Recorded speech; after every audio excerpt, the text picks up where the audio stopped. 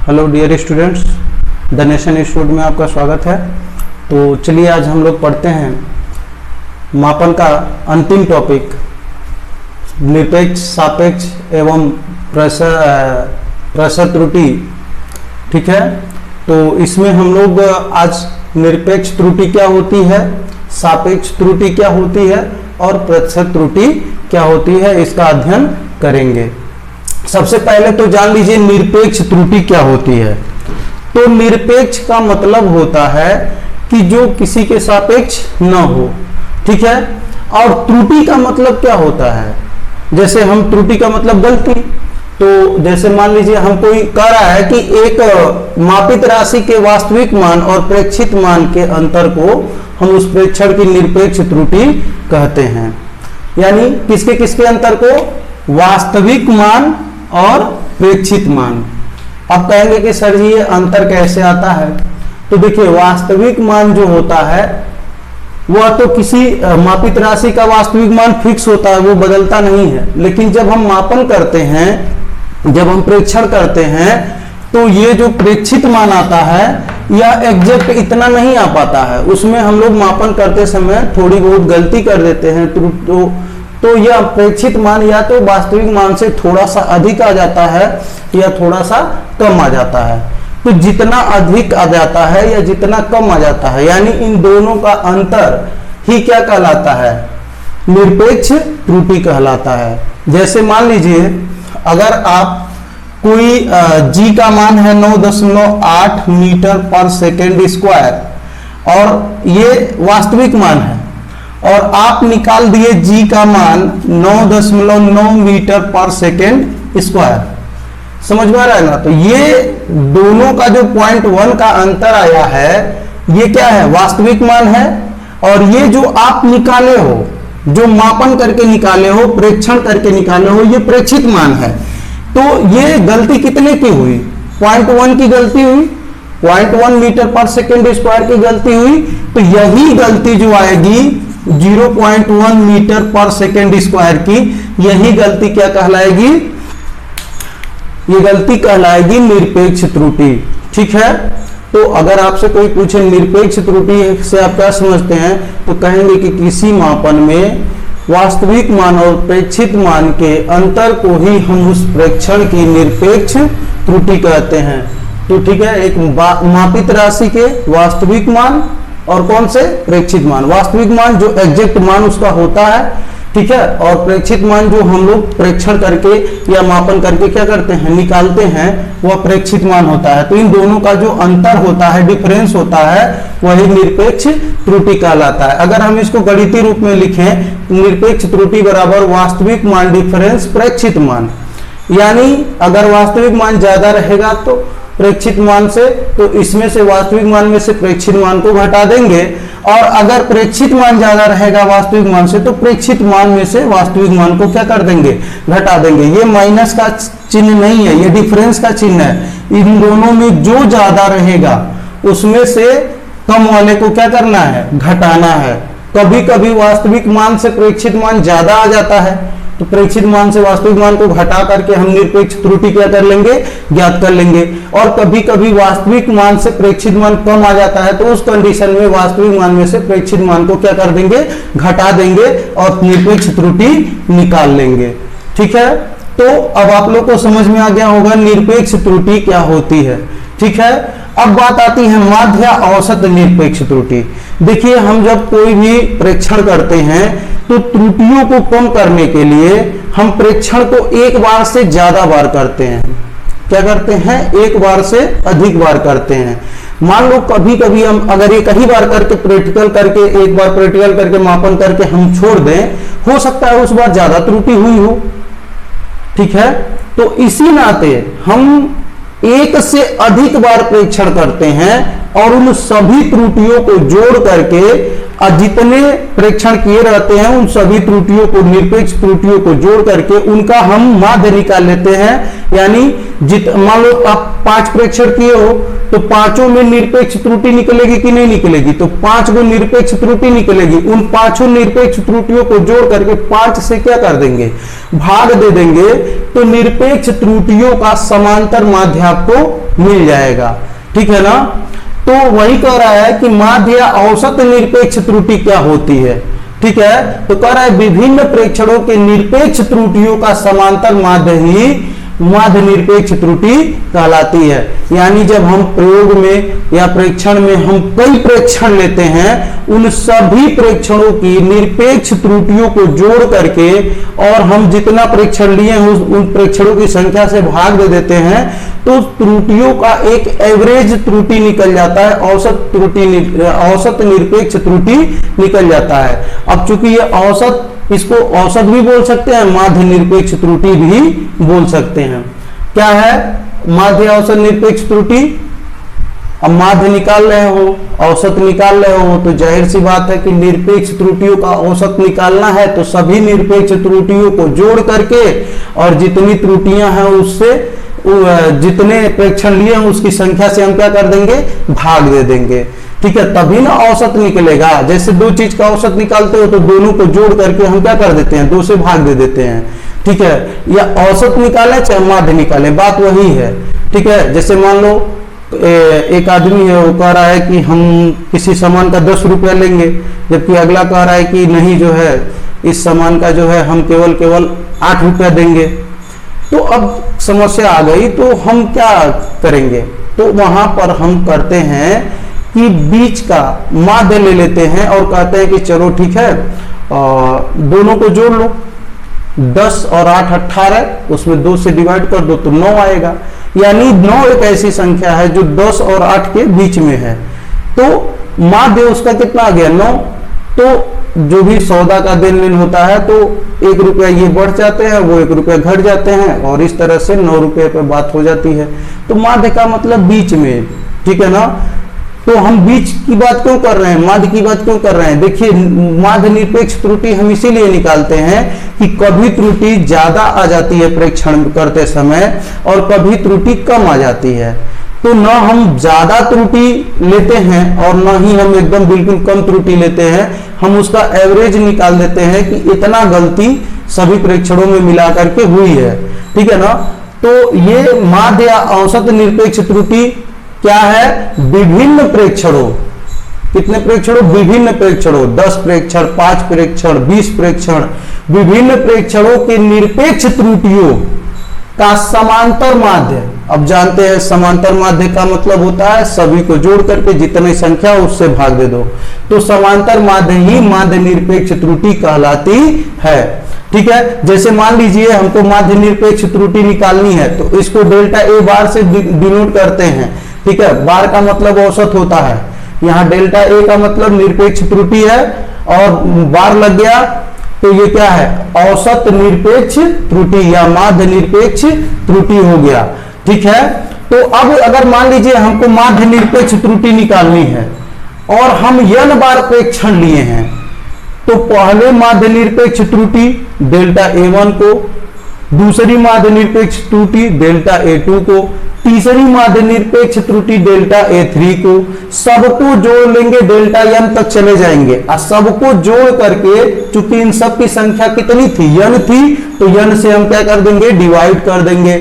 तो इस प्रकार से जो है हम इसका क्या निकाल लेंगे, माध्य निरपेक्ष त्रुटि। माध्य निरपेक्ष त्रुटि में कुछ करना नहीं है, सिर्फ आपको करना क्या है कि सभी निरपेक्ष त्रुटियों को जोड़ करके और जितना त्रुटियां आप जोड़े हो उतनी संख्या का यहां पर भाग दे देंगे। अगर 3 प्रेक्षण किए हो तो delta A1, delta A2, delta A3 को जोड़ करके 3 से भाग दे दोगे।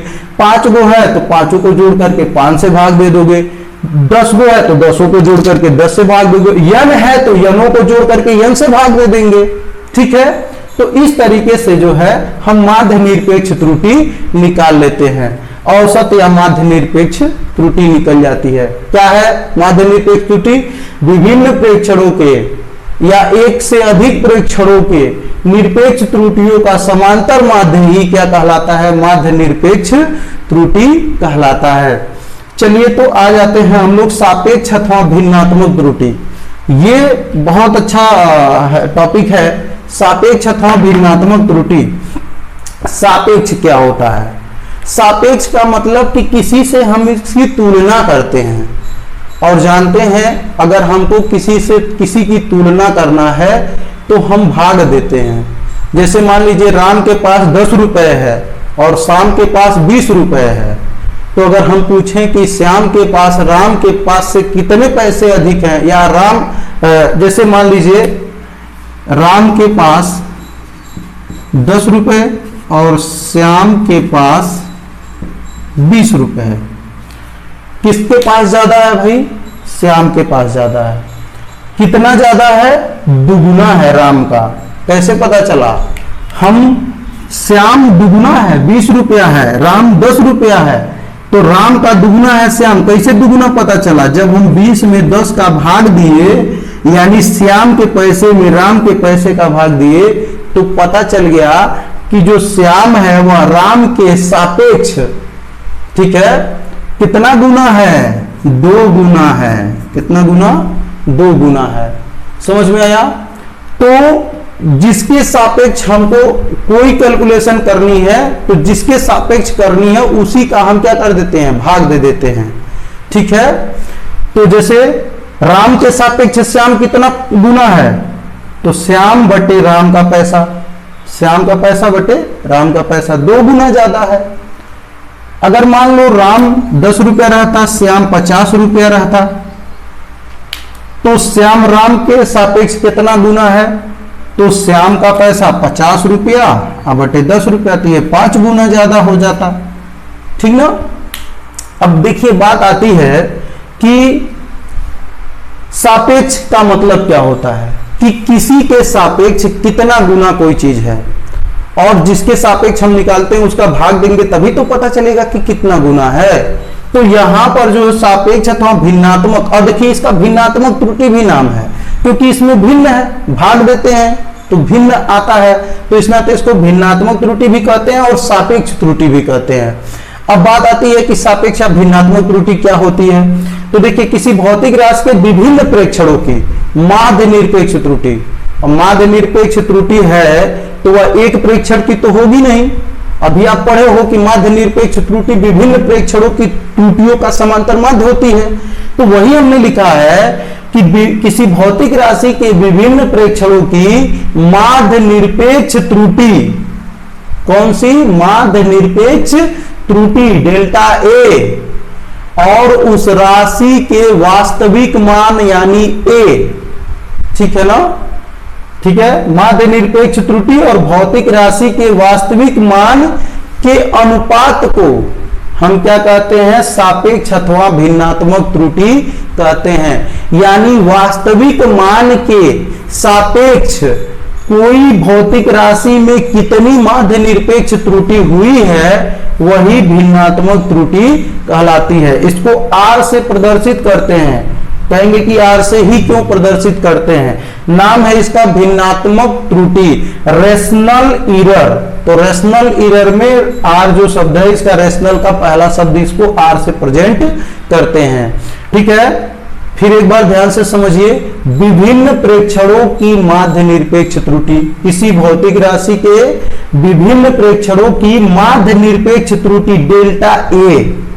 ठीक है, माध्य निरपेक्ष त्रुटि क्या? डेल्टा ए तथा या और भौतिक राशि के वास्तविक मान के अनुपात को, अब वास्तविक मान ए होता है और ए में जो त्रुटि होती है उसको डेल्टा ए से लिखते हैं। तो जो ए में त्रुटि हुई है, माध्य निरपेक्ष त्रुटि डेल्टा ए और वास्तविक मान भौतिक राशि का ए, इन दोनों का अनुपात ही क्या कहलाता है? भिन्नात्मक त्रुटि। देखिए इन दोनों का अनुपात है कि नहीं? डेल्टा ए बटे ए है कि नहीं? तो रेशनल इरर आर बराबर होता है डेल्टा ए बटे ए, जहां डेल्टा ए माध्य निरपेक्ष त्रुटि है और ए भौतिक राशि का वास्तविक मान है। क्या है? भौतिक राशि का वास्तविक मान है। ठीक है, फिर एक बार समझ लीजिए, किसी भौतिक राशि के विभिन्न प्रेक्षणों की माध्य निरपेक्ष त्रुटि डेल्टा ए, क्या? डेल्टा ए, और भौतिक राशि के वास्तविक मान ए, भौतिक राशि के वास्तविक मान ए के अनुपात को, इन दोनों के अनुपात को रेशनल इरर यानी भिन्नात्मक त्रुटि कहते हैं। याद हो गया। तो भिन्नात्मक त्रुटि रेशनल एरर किसको कहते हैं? किसी भौतिक राशि के विभिन्न प्रेक्षणों की माध्य निरपेक्ष त्रुटि डेल्टा ए और भौतिक राशि के वास्तविक मान ए के अनुपात को हम उस भौतिक राशि की क्या कहते हैं? सापेक्ष अथवा भिन्नात्मक त्रुटि आर कहते हैं। कितना अच्छा है, इसका सूत्र याद कर लो। डेल्टा ए बटे डेल्टा ए क्या है? माध्य निरपेक्ष त्रुटि, ए क्या है? वास्तविक मान।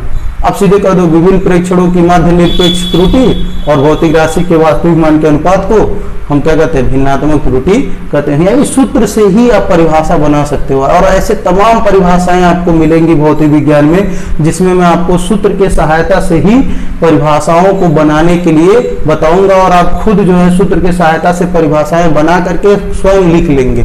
ठीक है, तो चलिए ये तो खत्म हो गया। अब प्रतिशत त्रुटि क्या होता है? जो हम लोग भिन्नात्मक त्रुटि आर निकाले हैं ना, अगर इसको हम पर 100 पर काउंट कर दें, यानी 100 पर इसकी गिनती करने लगे, एक पर ये गिनती हुई है डेल्टा ए बटे ए, यानी 100 पर गिनती करेंगे तो 100 से गुना कर देंगे। ठीक है ना, तो प्रति 100 पर जब हम इसकी त्रुटि को निकालेंगे तो 100 से क्या कर देंगे? गुना कर देंगे। तो वही कह रहा है कि यदि भिन्नात्मक त्रुटि को प्रतिशत में व्यक्त किया जाए, किसमें व्यक्त कर दिया जाए? ये भिन्नात्मक त्रुटि डेल्टा ए बटे ए को प्रतिशत में क्या कर दिया जाए? व्यक्त कर दिया जाए, अर्थात 100 से गुणा कर दिया जाए भिन्नात्मक त्रुटि में, तो जो कुछ प्राप्त होता है उसे हम क्या कहते हैं? प्रतिशत त्रुटि कहते हैं। फिर एक बार ध्यान दीजिए, प्रतिशत त्रुटि क्या है? ये सबसे इंपॉर्टेंट है प्रतिशत त्रुटि, क्योंकि इसी पे आपका सभी न्यूमेरिकल्स लगेगा। ठीक है, तो प्रतिशत त्रुटि क्या है? कह रहा है कि यदि भिन्नात्मक त्रुटि डेल्टा ए बटे ए को क्या किसमें व्यक्त कर दिया जाए? प्रतिशत में व्यक्त कर दिया जाए। ठीक है, या 100 से क्या कर दिया जाए? गुणा कर दिया जाए। जब 100 से गुणा कर देंगे तो प्रतिशत में तो व्यक्त हो ही जाएगा। तो यदि भिन्नात्मक त्रुटि को प्रतिशत में व्यक्त कर दिया जाए या 100 से गुणा कर दिया जाए, तो यह क्या कहलाती है? जो कुछ भी प्राप्त होता है उसे प्रतिशत त्रुटि कहते हैं। तबीयत खराब था लेकिन पढ़ाने की हिम्मत नहीं थी, लेकिन फिर भी आप लोग को पढ़ाया जा रहा है। तो अब प्रतिशत त्रुटि को हम कैसे करेंगे? प्रतिशत त्रुटि का जो सूत्र बनेगा वह भिन्नात्मक त्रुटि के सूत्र डेल्टा ए बटे ए में 100 का क्या कर देंगे? गुणा कर देंगे, तो प्रतिशत त्रुटि का सूत्र मिल जाएगा। यानी प्रतिशत त्रुटि बराबर होता है डेल्टा ए बटे ए, यानी ये भिन्नात्मक त्रुटि गुणे 100। ठीक, अब चलिए देखते हैं, एक बार शुरू से देख लेते हैं। निरपेक्ष त्रुटि क्या होती है? किसी मापित राशि के वास्तविक मान और प्रेक्षित मान का जो अंतर आता है डेल्टा ए, ये निरपेक्ष त्रुटि डेल्टा ए ही होती है। ठीक है ना, तो वास्तविक मान ए होता है और प्रेक्षित मान मान लो जो कुछ भी आता है, इन दोनों का डिफरेंस डेल्टा ए जो आता है वह निरपेक्ष त्रुटि कहलाती है। अब निरपेक्ष त्रुटियों का अगर हम विभिन्न प्रेक्षण लें और उन विभिन्न प्रेक्षणों के निरपेक्ष त्रुटियों का हम क्या निकाल लें? औसत निकाल लें या समांतर माध्य निकाल लें, तो विभिन्न प्रेक्षणों के निरपेक्ष त्रुटियों का जो समांतर माध्य होता है वह माध्य निरपेक्ष त्रुटि कहलाती है। ठीक है, समांतर माध्य ही माध्य निरपेक्ष त्रुटि कहलाती है। इसको कैसे माध्य निरपेक्ष त्रुटि निकालना है डेल्टा ए को, तो जितने भी निरपेक्ष त्रुटियां उनको जोड़ करके जितनी त्रुटियों की संख्या है से भाग दे देंगे। फिर आते हैं भिन्नात्मक या सापेक्ष अथवा भिन्नात्मक त्रुटि क्या है? किसी भौतिक राशि के विभिन्न प्रेक्षणों की जो माध्य निरपेक्ष त्रुटि है डेल्टा ए और भौतिक राशि के वास्तविक मान के अनुपात को ही हम क्या कहते हैं? सापेक्ष अथवा भिन्नात्मक त्रुटि कहते हैं। डेल्टा ए का भाग देते हैं क्योंकि ए के सापेक्ष वास्तविक मान के सापेक्ष हम इस त्रुटि को क्या करते हैं? काउंट करते हैं, इसी नाते ए का क्या कर देते हैं? भाग दे देते हैं। ठीक है ना, तो भिन्नात्मक त्रुटि आर बराबर हो जाता है डेल्टा ए बटे ए। अगर भिन्नात्मक त्रुटि में हम क्या कर दें? 100 से गुणा कर दें या भिन्नात्मक त्रुटि को हम प्रतिशत में क्या कर दें? व्यक्त कर दें, तो वह त्रुटि क्या कहलाती है? प्रतिशत त्रुटि कहलाती है। अगला टॉपिक इसमें हम लोग अध्ययन करेंगे त्रुटियों का संयोजन। अभी तक जो हम लोग त्रुटियां पढ़े हैं उन त्रुटियों का संयोजन, संयोजन मतलब होता है जोड़ना। जैसे अगर मान लीजिए हम किसी ऐसे भौतिक राशि का मापन कर रहे हैं जिसमें एक से अधिक राशियां सम्मिलित हैं। अब जाहिर सी बात है कि एक से अधिक राशियां जब सम्मिलित रहेंगी तो अंतिम गणना जो आपकी आएगी, हर राशि में कुछ न कुछ गलती हुई होगी, तो अंतिम गणना में हर राशि की त्रुटि का प्रभाव पड़ेगा कि नहीं पड़ेगा। जैसे मान लो हम कहते हैं कि आयतन में त्रुटि निकालो, तो आयतन में त्रुटि जब आप निकालोगे तो पहले तो आप लंबाई नापे होंगे, फिर चौड़ाई नापे होंगे और फिर ऊंचाई नापे होंगे। तो तीनों में लंबाई में भी कुछ त्रुटि हुई होगी, चौड़ाई में भी कुछ त्रुटि हुई होगी और ऊंचाई में भी कुछ त्रुटि हुई होगी। तो तीनों में जो है त्रुटि हो गई, तो जो आयतन में त्रुटि आएगी ना, वह तीनों त्रुटियों को संयोजन यानी जोड़ने पर ही ना हमको पता चलेगा कि कुल कितनी गलती या कुल कितनी त्रुटि हुई है। ठीक है ना। अब यहां पर एक समस्या ये आती है कि त्रुटियों का संयोजन, यहां मतलब त्रुटियों का संयोजन मतलब इकट्ठा करना। अगर कोई एक राशि है जिसमें बहुत सारे मापन हो रहे हैं, तो अंतिम गणना में हर मापन की त्रुटियों को हम क्या कर लेंगे, इकट्ठा करके जोड़ देंगे कि इस पूरे राशि में इतने की गलती हुई है। तो संयोजन का मतलब और कुछ नहीं है, सबको संयोग कर लीजिए, सबको इकट्ठा करके जोड़ लीजिए और पूरे मापित राशि की अंतिम गणना में जो है टोटल त्रुटि को ज्ञात कर लीजिए। तो कह रहा है कि त्रुटियों का संयोजन ये कब किया जाता है, जब किसी भौतिक राशि के अंतिम गणना में एक से अधिक भौतिक राशियों का क्या होता है, समावेश होता है। अगर किसी भौतिक राशि में एक ही भौतिक राशि है और उसको हम मापन करना है, तो फिर हम एक ही बार गलती करेंगे तो हमको अलग अलग त्रुटियों को जोड़ने की जरूरत नहीं पड़ेगी। लेकिन अगर किसी भौतिक राशि की अंतिम गणना में, जैसे आयतन की अंतिम गणना में क्या होगा, लंबाई में भी त्रुटि हो सकती है, चौड़ाई में भी त्रुटि हो सकती है और ऊंचाई में भी त्रुटि हो सकती है। तो अंतिम गणना में जो एक से अधिक भौतिक राशियों का समावेश यदि होता है, यानी उसमें लंबाई, चौड़ाई और ऊंचाई तीन राशियों का समावेश है, तो हमें त्रुटियों का संयोजन करना पड़ता है, यानी उन सभी में त्रुटियों को जोड़ना पड़ता है। किसको किसको, लंबाई, चौड़ाई और ऊंचाई। अगर आयतन में हम त्रुटि निकाल लें तो लंबाई में त्रुटि धन चौड़ाई में त्रुटि धन ऊंचाई में त्रुटि। ठीक है। तो हमें त्रुटियों का संयोजन कब करना पड़ता है, जब किसी भौतिक राशि के अंतिम गणना में, फाइनल मेजरमेंट में, जब एक से अधिक राशियां क्या आ जाती हैं, सम्मिलित हो जाती हैं, तो हम उन सभी राशियों के त्रुटियों की गणना कर लेते हैं, जोड़ लेते हैं उन सभी त्रुटियों को। अब कहेंगे कि सर जी त्रुटियों को घटाते क्यों नहीं है।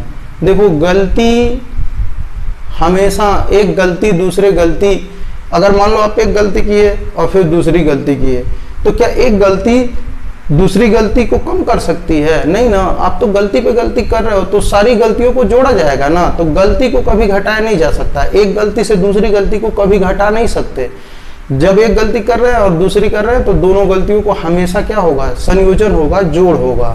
ठीक है। तो इस बात को भी ध्यान रखिएगा कि त्रुटियों का हमेशा संयोजन होता है, कभी भी उनको एक त्रुटि में से दूसरे त्रुटि को कभी घटाया नहीं जाता है। ठीक है। गलती गलती होती है और उन गलतियों को हमेशा हमको क्या करना पड़ता है, जोड़ना पड़ता है। ठीक है। तो देखिए, संकलन और व्यकलन में त्रुटि, संकलन मतलब होता है जोड़, व्यकलन मतलब होता है घटाना। तो संकलन और व्यकलन में अगर हमको त्रुटि निकालना है, व्यवकलन में त्रुटि निकालना है, तो हम कैसे निकालेंगे, इसको पहले हम समझ लेते हैं। तो पहले मान लेते हैं कि तीन भौतिक राशियां एक्स वाई जेड है। कितनी राशियां, तीन भौतिक राशियां कौन कौन है, एक्स वाई जेड है। अब इन तीनों भौतिक राशियों में इस तरह का संबंध है कि जेड जो है एक्स और वाई के जोड़ के क्या है, बराबर है। जेड क्या है, एक्स और वाई के जोड़ के बराबर है, या जेड एक्स और वाई के अंतर के घटाने के बराबर है। चाहे यह जोड़ के बराबर हो जेड और चाहे घटाने के बराबर हो, दोनों ही दशा में अगर हमको जेड में महत्तम त्रुटि डेल्टा जेड निकालना है, तो यक्स में त्रुटि और वाई में त्रुटि, यक्स में त्रुटि डेल्टा यक्स और y में त्रुटि डेल्टा y, इन दोनों त्रुटियों को क्या कर लेंगे, जोड़ लेंगे। अर्थात z में त्रुटि जो होगी वह x में त्रुटि धन y में त्रुटि यानी डेल्टा x धन डेल्टा y के बराबर होगी, चाहे यहां पर धन रहे चाहे यहां पर ऋण रहे। अब कहेंगे कि सर जी ये जो है धन है और ये ऋण है, तो इसमें भी आप कह रहे हैं कि डेल्टा जेड डेल्टा एक्स धन डेल्टा वाई के बराबर होगा, और अगर यह एक्स माइनस वाई है तो भी जो डेल्टा जेड होगा वह डेल्टा एक्स धन डेल्टा वाई के। भाई देखो एक्स में गलती किए हो और वाई में गलती किए हो, तो चाहे इनका जोड़ रहे चाहे घटाना, टोटल गलती निकाल रहे हो ना, तो गलती का मतलब x की गलती धन y की गलती, चाहे इसका x और y जोड़ा गया हो चाहे x और y घटाया गया हो। तो हमको इससे मतलब नहीं है कि z बराबर x प्लस वाई है कि z बराबर x माइनस वाई है। हमको इससे मतलब है कि z में अगर हमको गलती निकालनी है, त्रुटि निकालनी है, तो x की त्रुटि और y की त्रुटि को हम क्या कर देंगे, जोड़ देंगे। ठीक है, तो इस तरह से हम डेल्टा z यानी z में महत्तम त्रुटि हम निकाल लेंगे, डेल्टा x धन डेल्टा y। डेल्टा x क्या है, x में त्रुटि धन y में त्रुटि। सेम यही प्रोसेस गुणन या विभाजन में भी होता है। अगर मान लेते हैं x y z तीन ऐसी भौतिक राशियां हैं जिसमें z बराबर x इंटू वाई है, अच्छा है, या z बराबर x बटे y है, यानी चाहे x और y का गुणा है, अच्छा है, x और y का आपस में अनुपात है, यानी x में y का भाग है। ठीक है, चाहे गुणा है चाहे भाग है, तो भी हमको वही करना है। हमको z में महत्तम त्रुटि ज्ञात करने के लिए x में त्रुटि और धन y में त्रुटि को क्या कर लेंगे, जोड़ लेंगे। तो डेल्टा z बराबर ये भी आ जाएगा डेल्टा x धन डेल्टा y। ठीक है, यानी कुल मिला जुला करके ये बात समझ में आ गई कि यदि z बराबर x प्लस वाई हो, चाहे z बराबर x माइनस वाई हो, चाहे z बराबर x इंटू वाई हो, चाहे z बराबर x बटे वाई हो, इन सभी स्थितियों में हम x और y के त्रुटियों को जोड़ेंगे, तभी जो है z में त्रुटि क्या होगी, निकलेगी। यानी कुल मिला जुला करके चाहे जोड़ हो, चाहे घटाना हो, चाहे गुणा हो, चाहे भाग हो, तो जितने अंक इसमें सम्मिलित हैं z में, उन सभी के त्रुटियों को हम संयोजित कर देंगे, जोड़ देंगे, तो z में त्रुटि निकल जाएगी। कभी भी त्रुटियों को घटाना नहीं है, केवल और केवल क्या करना है, जोड़ना है। ठीक है, तो ये तो हो गया जोड़ घटाना गुणा भाग। अगर है z बराबर x प्लस वाई है, चाहे z बराबर x माइनस वाई है, चाहे z बराबर x इंटू वाई है, चाहे z बराबर x बटे वाई है, इन सभी दशाओं में x और y की त्रुटि को जोड़ेंगे तो z में त्रुटि क्या हो जाएगी, निकल जाएगी। अब आता है कि मापित राशि की घात में अगर कोई ऐसी राशि, मान लीजिए z बराबर x पे यम दे दे, क्या दे दे, x पे यम दे दे। अब z में त्रुटि कैसे निकालेंगे, तो ध्यान से सुनो, कुछ है नहीं। अगर मान लो यह x का स्क्वायर रहता, यह x का स्क्वायर रहता, तो हम इसको लिखते x इंटू x। अगर मान लो z बराबर, ये z बराबर x स्क्वायर रहता, तो हम क्या लिखते, x इंटू x लिखते कि नहीं लिखते। तो हम z बराबर जब x स्क्वायर दो घात है, तो x की त्रुटि डेल्टा x इंटू में है x, जैसे यहां देखो x इंटू वाई था, तो x की त्रुटि और धन y की त्रुटि जोड़ देते थे, इन दोनों की इंटू वाले के दोनों त्रुटियों को जोड़ देते थे, तो z में त्रुटि निकल जाती थी। यहाँ z बराबर अगर मान लो x स्क्वायर रहे, तो x स्क्वायर का मतलब x इंटू x, तो यानी x में त्रुटि और धन फिर x में त्रुटि, तो x में त्रुटि को कितनी बार जोड़ेंगे, दो बार। अगर मान लो यहाँ पर दो घात नहीं रह करके तीन घात रहे, तो x into x into x, तो अब हम x की त्रुटियों को कितनी बार जोड़ेंगे, तीन बार जोड़ेंगे, यानी जितना x में त्रुटि है उसको तीन गुना कर दीजिए। इसी तरह से अगर z बराबर x पे यम है, तो x की त्रुटियों को कितनी बार जोड़ेंगे, डेल्टा x धन डेल्टा x धन डेल्टा x, इंटू में सब करते जाइए, तो यम बार जोड़ेंगे ना, तो यम बार जब किसी संख्या को जोड़ेंगे डेल्टा x को, तो यम से गुणा कर देंगे। जैसे मान लो एक्स क्यू में निकाल रहे थे, तो डेल्टा x धन डेल्टा x धन डेल्टा x तीन बार जोड़े तो तीन डेल्टा x आ गया, तो x पे यम है तो यम डेल्टा x आ जाएगा। तो इसी तरह से यानी यह कुल मिला जुला करके कहना यह है कि अगर यक्स के घात के रूप में जेड का मान हो तो जेड में जो त्रुटि निकालते हैं घात से गुणा कर देते हैं यक्स की त्रुटि में। जो यक्स में त्रुटि आएगी उसमें यह घात यम से क्या कर देंगे, गुणा कर देंगे, यानी डेल्टा जेड बराबर यम और डेल्टा यक्स। कितना हो जाएगा, डेल्टा जेड बराबर यम इंटू डेल्टा एक्स। फिर एक बार ध्यान से समझ लीजिए, जब किसी भौतिक राशि, ठीक है ना, जब किसी भौतिक राशि के अंतिम गणना में एक से अधिक राशियों का क्या होता है, समावेश होता है, तो हमें उस राशि के त्रुटि को निकालने के लिए सभी राशियों के त्रुटियों का संयोजन करना पड़ता है, यानी उनको जोड़ना पड़ता है। और जोड़ने के लिए हमारे पास नियम है, जैसे संकलन और व्यकलन में त्रुटि निकालनी है तो यदि z बराबर x प्लस वाई हो तो x की त्रुटि और y की त्रुटि को जोड़ देंगे तो z में त्रुटि निकल जाएगी। इसी तरह से x बराबर यदि x माइनस वाई हो तो भी हम x और y की त्रुटियों को जोड़ देंगे तो डेल्टा z यानी z में त्रुटि निकल जाएगी।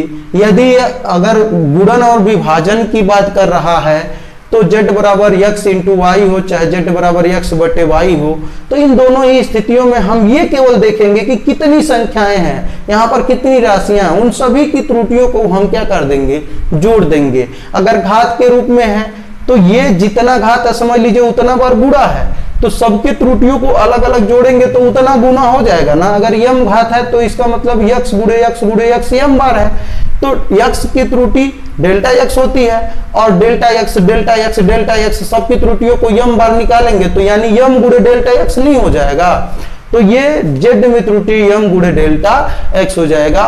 इस तरीके से हम लोग त्रुटियों का संयोजन कंप्लीट है। ये त्रुटियों का संयोजन कैसे करते हैं, जितनी भौतिक राशियां हमको मिलेंगी किसी राशि में सभी भौतिक राशियों को के त्रुटियों को जोड़ देंगे तो जो भौतिक राशि, जो बड़ी वाली भौतिक राशि है, ठीक है ना, जिसकी अंतिम गणना हम कर रहे हैं उसकी त्रुटि क्या हो जाएगी, निकल जाएगी। यह एक बात हमेशा याद रखिएगा, कभी भी त्रुटियों को एक त्रुटि से दूसरी त्रुटि को कभी घटाइएगा मत, चाहे चिन्ह भले ही माइनस हो, और कभी त्रुटियों का त्रुटियों में भाग मत दीजिएगा, चाहे यहां पर भले ही x बटे वाई हो। ऐसा नहीं कि x बटे वाई है तो डेल्टा x बटे डेल्टा वाई कर देंगे, ऐसा नहीं है। डेल्टा x यानी x की त्रुटि और y की त्रुटि को जोड़ना है। हमेशा एक गलती दूसरी गलती, आप दो गलती किए हो तो दोनों गलतियों को जोड़ करके आपको सजा मिलेगी। अब तीन गलती किए हो तो तीनों गलतियों की जोड़ करके सजा मिलेगी। ऐसा नहीं ना होता है कि आप एक गलती किए और दूसर की गलती किए तो उस गलती में से वो गलती माइनस हो जाएगी। न्यायालय तो आपको दोनों गलतियों के लिए सजा सुनाएगा ना, तो वैसे ही यहाँ पर भी है, कभी भी एक गलती यानी एक त्रुटि से दूसरी त्रुटि को आपको घटाना नहीं है, सभी त्रुटियों को क्या करना है, हमेशा जोड़ना है। ठीक है,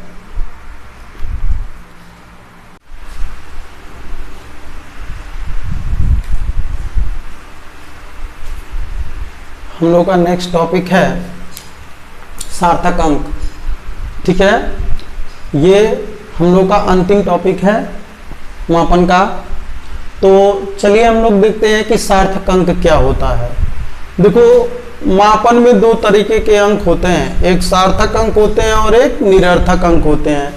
तो सार्थक अंक कौन होते हैं और निरर्थक कौन होते हैं, ठीक है। तो सबसे पहले तो ये जान लो कि सार्थक अंक में किसको किसको हम सार्थक अंक में गणना करते हैं। कह रहा है किसी मापन में सम्मिलित सभी विश्वसनीय अंक तथा एक संदिग्ध अंक को सार्थक अंक कहते हैं। अगर कोई आपसे पूछ ले कि सार्थक अंक से आप क्या समझते हैं, तो कहेंगे कि किसी मापन में सम्मिलित सभी विश्वसनीय अंक और एक संदिग्ध अंक को क्या कहते हैं, सार्थक अंक कहते हैं। अब कहेंगे कि सर विश्वसनीय अंक कौन होगा और संदिग्ध अंक कौन होगा। सभी विश्वसनीय तथा एक संदिग्ध अंक को सार्थक कहते हैं। तो विश्वसनीय अंक कौन है और सार्थक संदिग्ध अंक कौन है। जैसे क्या होता है कि जब हम मापन करते हैं तो एकदम जो अंतिम अंक होता है ना, उस पर संदेह होता है कि अब जैसे देखो, अगर हम मान लो किसी छड़ की लंबाई 12.5 मीटर हम नाप रहे हैं, तो ये 2 अंक जो है ये कंफर्म है, ये विश्वसनीय है, ये 1 और 2 ये कभी बदल नहीं सकते। लेकिन जो ये 5 है ना, ये 5 कंफर्म नहीं है, क्योंकि हो सकता है कि इसको जिस यंत्र से नापा गया है वह दशमलव के 1 अंक तक माप सकता हो। तो हम इसी लंबाई को अगर हम दशमलव के 2 अंकों तक वाले मापक यंत्र से नापेंगे, ऐसे फीते से नापेंगे कि जो 2 अंकों तक, दशमलव के 2 अंकों तक माप देता है, तो वह 5 के बाद भी एक आध अंक दे देगा, जैसे 1 दे देगा चाहे 2 दे देगा। तो अब क्या है, यानी ये जो 5 है ये अंतिम अंक जो था मापन में, यह संदिग्ध था। इस पे शंका थी कि यह राइट 5 है कि 5-1 था, कि 5-2 भी हो सकता है, 5-3 भी हो सकता है। जब हम दशमलव के 1 अंक तक नाप सकते हैं तो 1 अंक तक नाप लिए, लेकिन ये जब 2 अंकों तक नापेंगे तो ये पता चलेगा कि ये 12.51 था कि 5-2 था कि 5-3 था। ठीक है, तो ये कंफर्म नहीं है कि 5 ही राइट है, ये कंफर्म नहीं है कि यह 5 एकदम करेक्ट है। यह हो सकता है कि 12.51 रहा हो तो भी हम 5 नापेंगे, क्योंकि हम 2 अंकों तक माप नहीं सकते। ठीक है ना, और अगर 2 अंकों तक माप लेंगे तो फिर दूसरा अंक जो है वो क्या होगा, संदिग्ध होगा, क्योंकि 3 अंकों तक जब मापन करेंगे तो दूसरे के बाद भी संख्याएं आएंगी।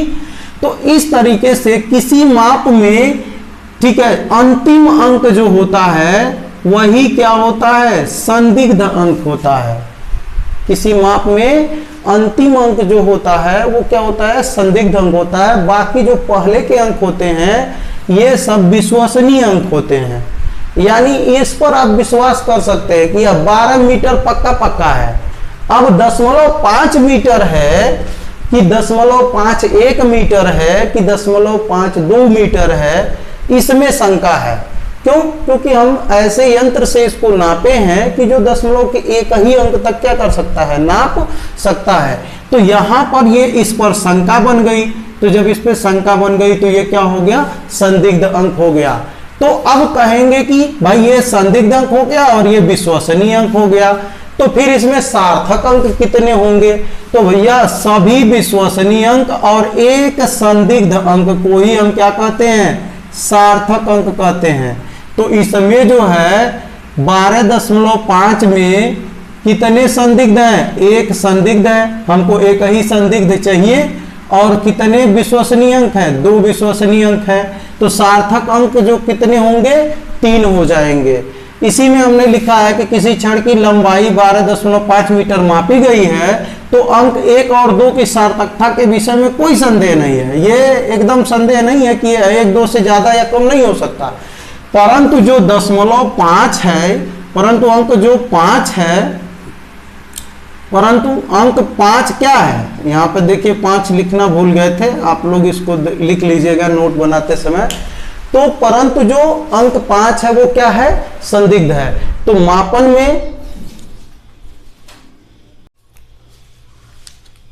में हम क्या करते हैं, सभी विश्वसनीय अंक और एक संदिग्ध अंक को हम क्या करते हैं, ले लेते हैं, और इन्हीं को हम क्या कहते हैं, सार्थक अंक कहते हैं। तो अगर कोई पूछे सार्थक अंक से आप क्या समझते हैं, तो कहेंगे कि किसी मापन में सम्मिलित सभी विश्वसनीय अंक और एक सार्थक अंक को हम क्या कहते हैं, एक संदिग्ध अंक को सार्थक अंक कहते हैं। सभी विश्वसनीय अंक और एक संदिग्ध अंक या अंतिम संदिग्ध अंक को ही क्या कहते हैं, सार्थक अंक कहते हैं। तो ये तो आप लोग को समझ में आ गया होगा। हर माप में जो प्रारंभिक जो अंक होते हैं वो विश्वसनीय होते हैं, जो अंतिम अंक होता है वो संदिग्ध अंक होता है। तो सभी विश्वसनीय अंक और अंतिम संदिग्ध अंक सबको ले करके हम क्या कहते हैं, इन सभी को हम सार्थक अंक कहते हैं। अब बात आता है कि सार्थक अंकों की गणना हेतु सामान्य नियम। सार्थक अंकों की गणना कैसे की जाती है? कोई संख्या आपको दी गई है, उसमें हमको ये बताना रहे आपको कि कुल कितने सार्थक अंक हैं, तो कैसे बताएंगे? तो सबसे पहले ये जान लीजिए कि इसके नियमों को 6 नियम है इसके। 6 नियम को अगर आप जानते हैं तो किसी भी संख्या में सार्थक अंकों की संख्या को आप बता सकते हैं। पहला नियम यह है कि समस्त अशून्य संख्याएं सार्थक होती हैं। भैया जो शून्य नहीं है वो तो हमेशा सार्थक होगा, उसका कुछ न कुछ मान होगा। यानी अशून्य अंक अगर है तो वह कभी भी निरर्थक नहीं होगा। 1 2 3 4 5 6 7 8 9 इन 9 अंक में से कोई भी अगर अंक है तो वह सार्थक ही होगा, वह निरर्थक नहीं होगा। अब कहेंगे कि सर निरर्थक कौन फिर होता है? देखो निरर्थक शून्य होता है, वो भी हर जगह शून्य निरर्थक नहीं होता है, कहीं कहीं शून्य निरर्थक होता है। तो अब देखेंगे कि इसमें कहां शून्य निरर्थक होता है और कहां शून्य सार्थक होता है। ठीक है, तो देखिए पहला तो सभी अशून्य अंक सार्थक होते हैं। जैसे 2 3 2 1 अगर हम लिख दे 2321 है तो इसमें कोई शून्य नहीं ना है, सब अशून्य संख्या है, तो 4 सार्थक अंक हो जाएंगे। अगर हम मान लीजिए 2 3 2 1 5 7 ऐसे लिख दें तो फिर 6 सार्थक अंक हो जाएंगे। मतलब अगर कोई अशून्य अंक है तो वह निरर्थक नहीं होगा, समस्त अशून्य अंक जो होते हैं वो सार्थक होते हैं। ठीक है, अब फिर बात आता है 2 अशून्य के मध्य का शून्य सार्थक अंक होता है। अब ध्यान दीजिए, अगर 2 अशून्य अंक है यानी जो शून्य नहीं है, जैसे जो शून्य नहीं है उसके बीच में अगर सार्थक आ जाएगा, शून्य आ जाएगा तो वो भी सार्थक हो जाएगा। जैसे देखो 2001, अब 2001 में क्या है, 2 अशून्य है 1 अशून्य है, लेकिन इसके बिचवा में शून्य आ गया है, तो बिचवा का जो शून्य है वह भी क्या हो गया, सार्थक अंक में गिना जाएगा। तो जब कोई शून्य अशून्य अंकों के बीच में आ जाता है तो वह सार्थक अंक होता है। तो यहां पर 2001 में ये दोनों भी सार्थक हो जाएंगे और ये दोनों अंक भी, अशून्य अंक भी सार्थक हो जाएंगे, शून्य अंक भी सार्थक हो जाएगा। तो इसमें 2001 में कितने सार्थक अंक होंगे, 4 सार्थक अंक हो जाएंगे। ठीक ना। अब बात आती है दशमलव बिंदु के, तीसरा नियम है जो वो कह रहा है दशमलव बिंदु के दाहिने तथा अशून्य अंक के बाएं का शून्य सार्थक नहीं होता है। अब देखिए दशमलव बिंदु के दाहिने, ये आपका दशमलव बिंदु है, ये क्या है, दशमलव बिंदु है। इसके दाहिने का ये जो 2 शून्य है और अशून्य के पहले का, तो यहां 2 चीज लिखे हैं, दशमलव बिंदु के दाहिने, तो देखो दशमलव के दाहिने और अशून्य यानी 1 9 के पहले, ठीक है ना, बाएं तथा अशून्य अंक के बाएं, तो अशून्य अंक के बाएं और दशमलव के दाएं, तो दशमलव के जस्ट दाएं और अशून्य अंक के बाएं का जो शून्य होता है वो सार्थक अंक नहीं होता है। यानी यहां पर ये दोनों शून्य सार्थक अंकों में गिनती नहीं होंगे। तो यहां पर केवल 1 और 9 ही सार्थक अंक होगा। तो इसमें केवल कितने सार्थक अंक होंगे, 2 सार्थक अंक होंगे। ठीक है, तो ये नियम समझ में आ गया होगा। दशमलव बिंदु के दाहिने यानी ये दशमलव के दाहिने 1 9 अशून्य अंक के बाएं, तो 1 9 के जो पहले है बाएं तरफ, ये जितना शून्य आएगा, हम यहाँ 2 लगाए 5 लगा देंगे तो 5 सार्थक अंक में गिनती नहीं होगा, तो भी यही 2 अंक क्या होंगे, सार्थक अंक होंगे। ठीक है ना। अब कह रहा है दशमलवहीन संख्या में है, तो दशमलव वाली संख्या थी, अगर दशमलवहीन संख्या रहे, ऐसी संख्या जिसमें दशमलव होबे न करे, ठीक है ना, तो दशमलवहीन संख्या में अंतिम और अनुगामी शून्य सार्थक नहीं होते हैं। अब कहेंगे कि दशमलवहीन संख्या जैसे 12,000 है, तो इसमें दशमलव है नहीं है, तो दशमलव नहीं है, तो 12,000 में जब दशमलव नहीं है तो जो अंतिम के शून्य है या अनुगामी शून्य भी इनको हम कहते हैं, तो ये शून्य सार्थक अंक नहीं होते हैं। जैसे 12,000 में पिछवा के सब शून्य सार्थक नहीं होंगे, ये हमें खाली 1 और 2 जो होगा वो ही क्या होगा, सार्थक होगा। तो इसमें कैसे सार्थक होंगे, 1 और 2 सार्थक होंगे, बाकी जो पीछे के शून्य हैं दशमलवहीन संख्या के वो सार्थक नहीं होते हैं। लेकिन यहाँ एक शर्त है, शर्त ये है कि अगर ये 12,000 एक अंक है तो इसमें पीछे के शून्य सार्थक अंक नहीं है। लेकिन यही 12,000 जब कोई माप हो जाएगा, देखो हम कहते हैं 12,000 में कितने सार्थक अंक है, तो कहेंगे 2 सार्थक अंक है, क्योंकि पीछे के शून्य सार्थक अंक नहीं होते हैं दशमलवहीन संख्या में। लेकिन अगर हम कहें 12,000 रुपया में कितने सार्थक अंक हैं, तो 12,000 रुपया माप पर आधारित हो गया ना, हम मापन किए ना 12,000, मान लो 1,000 का नोट लिए तो 12 ठे गिने हैं ना, तो 12,000 जो है माप पर आधारित हो गया। हम कहें 12,000 रुपया, अब 12,000 मीटर कह दें, वो भी क्या हो गया, माप पर आधारित हो गया, 1-1 मीटर को 12,000 बार मापे।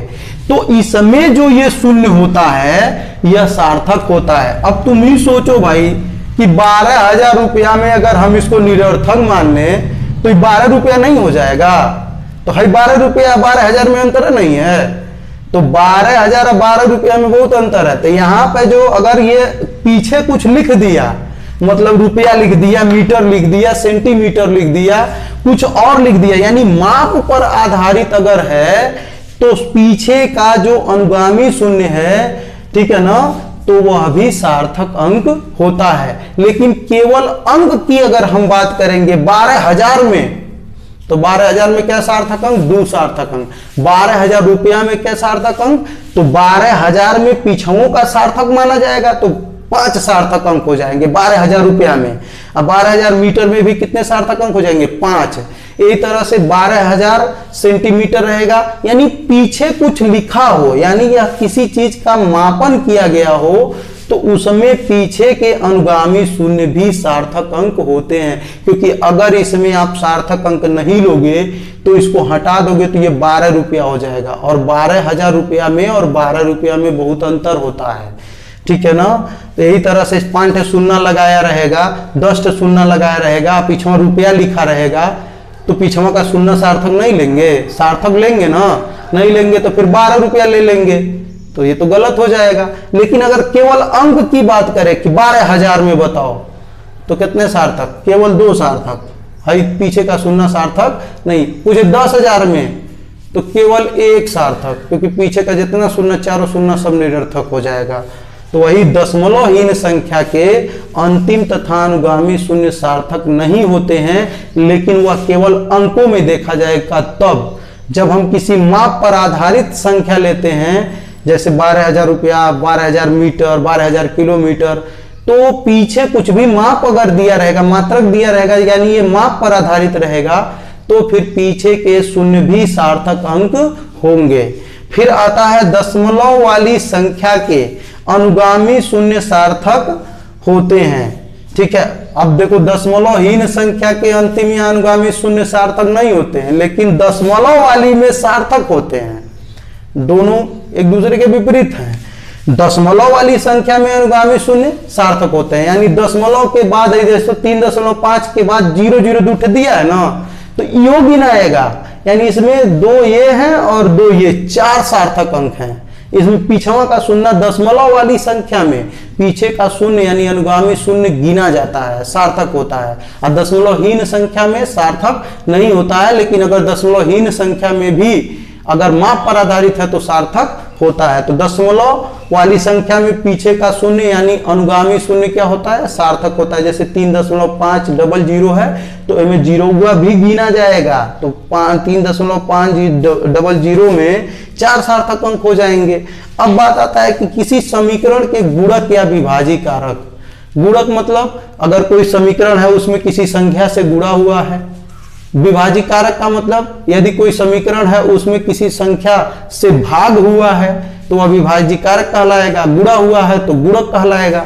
तो कह रहा है कि किसी समीकरण के गुणक या विभाजी कारक यथार्थ होते हैं। अब जो भैया यथार्थ होगा ना उसमें अनंत सार्थक अंक होंगे, ये ध्यान रखिएगा। जैसे कह रहा है कि किसी समीकरण के गुणक, अगर किसी समीकरण में किसी अंक का क्या हुआ है, गुणा हुआ है, या विभाजी कारक या किसी संख्या का भाग हुआ है, तो वह यथार्थ अंक होते हैं और उनमें अनंत सार्थक अंक होते हैं। जैसे देख लीजिए, व्यास बराबर 2 गुणे त्रिज्या लिखते हैं ना, d बराबर 2r लिखते हैं ना, तो 2 जो है गुणक है, किसका गुणक है, r का।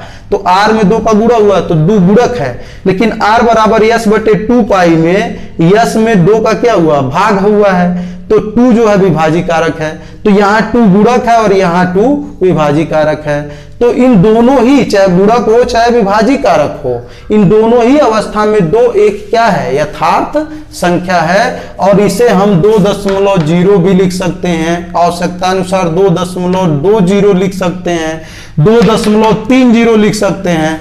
तो जब हम 2.0 लिखेंगे तो 2 सार्थक अंक, 2.20 लिखेंगे तो 3 सार्थक अंक, 2.30 लिखेंगे तो 4 सार्थक अंक। इसी तरह से 2.00000 बढ़ाते जाइए, अनंत तक लिख सकते हैं। तो कितने सार्थक अंक हो सकते हैं विभाज्य कारक या गुणक में? अनंत सार्थक अंक हो सकते हैं।